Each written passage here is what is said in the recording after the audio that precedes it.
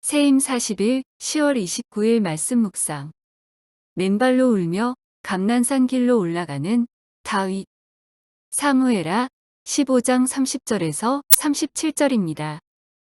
다윗이 감람 산길로 올라갈 때에 그의 머리를 그가 가리고 맨발로 울며 가고 그와 함께 가는 모든 백성들도 각각 자기의 머리를 가리고 울며 올라가니라. 어떤 사람이 다윗에게 알리되 압살롬과 함께 모반한 자들 가운데 아히도벨이 있나이다. 하니 다윗이 이르되 여호와여 원하옵건대 아히도벨의 모략을 어리석게 하옵소서. 하니라. 다윗이 하나님을 경배하는 마루턱에 이를 때에 아렉 사람 후세가 옷을 찢고 흙을 머리에 덮어쓰고 다윗을 맞으러 온지라. 다윗이 그에게 이르되 내가 만일 나와 함께 나아가면 내게 누를 끼치리라. 그러나 네가 만일 성읍으로 돌아가서 압살롬에게 말하기를 왕이여 내가 왕의 종이니이다. 전에는 내가 왕의 아버지의 종이었더니 이제는 내가 왕의 종이니이다 하면 네가 나를 위하여 아히도벨의 모략을 패하게 하리라. 사독과 아비아달 두 제사장이 너와 함께 거기 있지 아니하냐. 네가 왕의 궁중에서 무엇을 듣든지 사독과 아비아달 두 제사장에게 알리라. 그들의 두 아들 곧 사독의 아히마아스와 아비아달의 요나단이 그들과 함께 거기 있나니 너희가 듣는 모든 것을 그들 편에 내게 소식을 알릴지니라. 하는지라. 다윗의 친구 후세가 곧 성읍으로 들어가고 압살롬도 예루살렘으로 들어갔더라. 고난의 시간을 보내다 보면 한 번쯤은 이 고난이 대체 어디서 시작됐을까를 생각해 보기도 합니다. 왜 이런 일이 벌어졌을까? 과거에 내가 한 어떤 행동이 발단이 됐을까? 또는 누군가를 만나서 이렇게 된 것일까? 아니면 내가 어딘가에 가서 이런 일이 시작됐을까? 여러 가지 생각을 합니다. 그렇지만 생각을 오래 한다고 해서 답이 얻어지는 건 아니죠. 그렇게 생각하고 또 생각하다가 지쳐서 잊어버리기도 하고 그러려니 하면서 또 살아가기도 합니다. 이렇게 고난의 원인을 찾을 때 사실 가장 쉬운 건 뭐죠? 남 탓입니다. 이 문제는 예를 들어 남편 탓이야, 아내 탓이야, 폭력적인 아버지 때문이야, 이상한 선생님 때문이야 등등 다른 이들의 탓을 하는 일은 생각보다 쉽습니다. 죄책감도 덜어지고 이상하게 위안도 됩니다. 내가 좀 더 좋은 사람이고 피해를 본 가엾은 사람으로 여겨지기도 합니다. 그리고 이런 생각들도 점점 시대를 타고 흘러서 이제는 나 스스로를 가장 귀하게 여기는 또 시대가 됐습니다.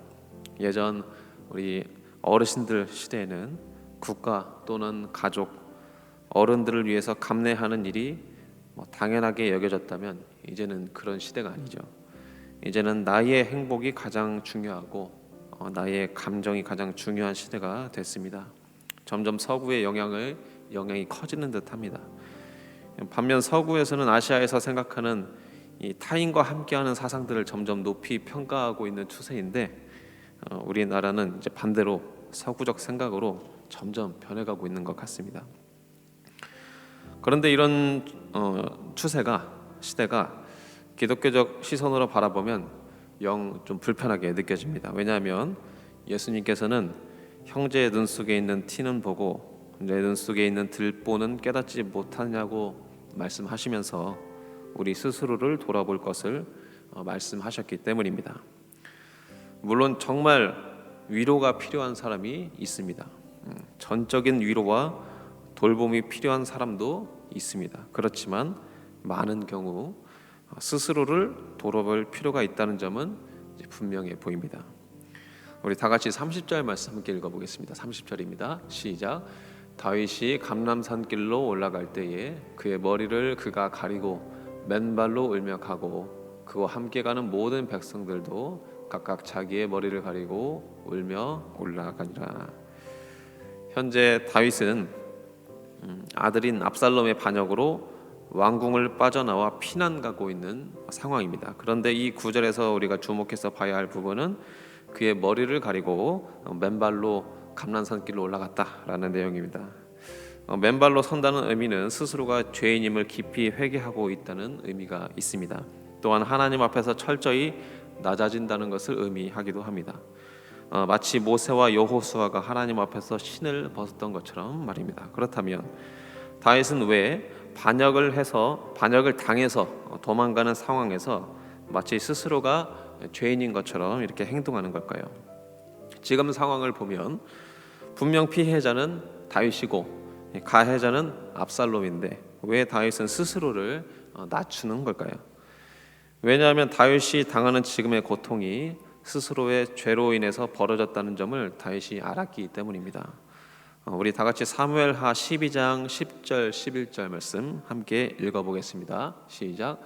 이제 내가 나를 업신여기고 햇사람 우리아의 아내를 빼앗아 내 아내로 삼았은즉 칼이 내 집에서 영원토록 떠나지 아니하리라 하셨고 여호와께서 또 이와 같이 이르시기를 보라 내가 너와 내 집에 재앙을 일으키고 내가 내 눈앞에서 내 아내를 빼앗아 내 이웃들에게 주리니 그 사람들이 내 아내들과 더불어 백주에 동침하리라.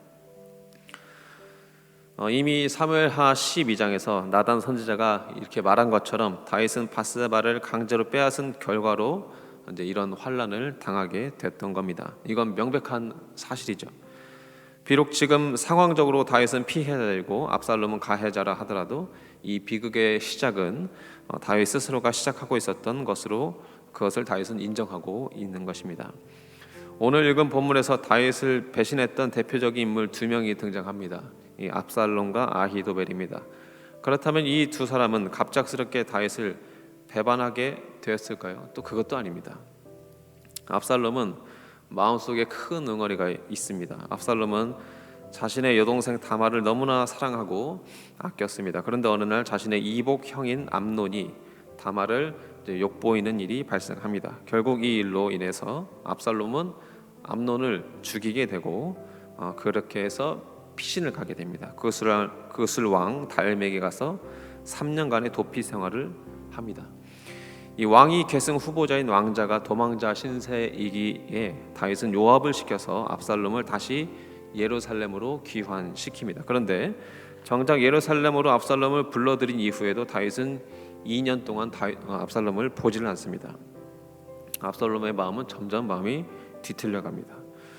이처럼 압살롬의 여동생 다말 사건에서도 다윗은 아무런 조치를 취하지도 않았고 압살롬을 불러들이고도 대면하지 않는 등 다윗은 자녀들과의 원만한 유대 관계를 맺지 못하고 살아갔습니다. 또 다른 반역자 아히도벨이 있습니다. 그는 모략가로 이름이 높은 사람이었습니다. 매우 유능하고 유명한 정치가였고 아히도벨의 조언은 사람이 하나님께 물어서 받은 말씀과 같이 여겼다고 성경에 기록될 정도로 아주 유능한 사람이었습니다. 이처럼 다윗의 오랜 친구이자 신하였던 아히도벨도 다윗과의 관계가 틀어지는 사건이 있었는데 그것도 바로 바세바 사건입니다. 왜냐하면 바세바는 아히도벨의 손녀였기 때문이죠. 다윗의 눈먼 욕망이 아히도벨의 마음을 분노하게 만들었던 겁니다. 이처럼 자세히 살펴보면 다윗의 안타까운 상황과는 별개로 다윗의 고난은 스스로의 죄악과 연결고리가 이어져 있었던 거죠. 또한 압살롬의 반역에 많은 신하들이 동조했다는 점, 게다가 다윗의 정치 기반이었던 유다 지파가 압살롬의 편에 섰다는 점 등을 여러 가지를 고려해 봤을 때 다윗이 현재 얼마나 신임을 잃은 상황이었는지 간접적으로 알 수가 있습니다. 결국 다윗의 현재의 고난은 일방적인 누군가의 탓이라 할 수 없다는 것을 다윗 스스로가 잘 알고 인정하고 있었기에 머리를 가리고 맨발로 울면서 감난선 길로 올라갔던 겁니다. 우리 삶에서도 누군가의 일방적인 잘못은 사실 거의 없습니다. 서로의 죄악이 문제를 함께 키울 뿐입니다. 서로가 서로를 죄짓게 만들고 비난하게 만듭니다. 왜냐하면 우리는 모두 죄인일 뿐입니다. 의인은 없습니다. 그렇지만 우리가 명심해야 할 것은 누군가의 탓을 하지 않고 스스로를 돌아보며 회개한다고 해서 그것이 나를 무너지게 만들지는 않는다는 점입니다. 다윗은 맨발로 피난을 가며 스스로 죄인의 자리에 서고 또한 모든 고난과 수치를 온몸으로 받아들였습니다. 그러나 이러한 행위는 결국 다윗이 하나님을 더 의지하는 신앙을 소유하게 만들어 주었습니다. 이런 성숙한 다윗의 믿음이 시편 3편에 그대로 기록되어 있습니다. 시편 3편은 다윗이 압살롬을 피할 때 지은 시입니다. 우리 다 같이 시편 3편 3절에서 6절 말씀 읽어보겠습니다. 3절에서 6절 말씀입니다. 시작. 여호와여, 주는 나의 방패시오 나의 영광이시오 나의 머리를 드시는 자이시니이다. 내가 나의 목소리로 여호와께 부르짖으니 그의 성산에서 응답하시는도다. 내가 누워 자고 깨었으니 여호와께서 나를 붙드심이로다. 천만이 나를 에워싸 친친다 하여도 나는 두려워하지 아니하리이다. 아멘. 다윗이 스스로의 모습에서 고난의 이유를 찾았지만, 그것을 인정했지만, 이 시에서 다윗의 고백은 오히려 하나님에 대한 더 큰 열망과 그 믿음이 녹아져 있다는 것을 알 수가 있습니다. 왜냐하면 나 스스로의 약함을 너무나 잘 알기 때문에 더 크고 위대하신 하나님을 바라볼 수밖에 없는 것 아니겠습니까?